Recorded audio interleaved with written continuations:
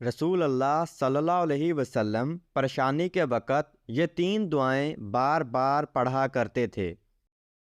آپ پر بھی جب مشکل وقت اور پریشانی آئے تو یہ 3 دعائیں پڑھیں، انشاءاللہ اللہ رب العزت آپ کی پریشانی کو دور فرما دیں گے۔ وہ 3 دعائیں کون سی ہیں ملاحظہ فرمائیں۔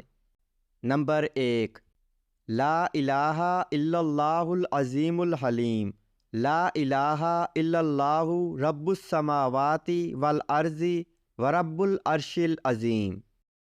اللہ کے سوا کوئی معبود نہیں جو بہت عظمت والا ہے اور بردبار ہے۔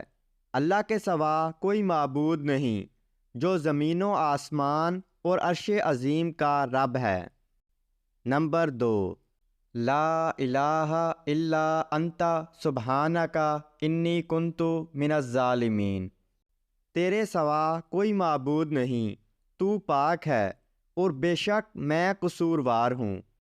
نمبر 3، اللہ اللہ ربی لا اشرک بہ شیئا، اللہ ہی میرا رب ہے، میں اس کے ساتھ کسی کو شریک نہیں ٹھہراتا۔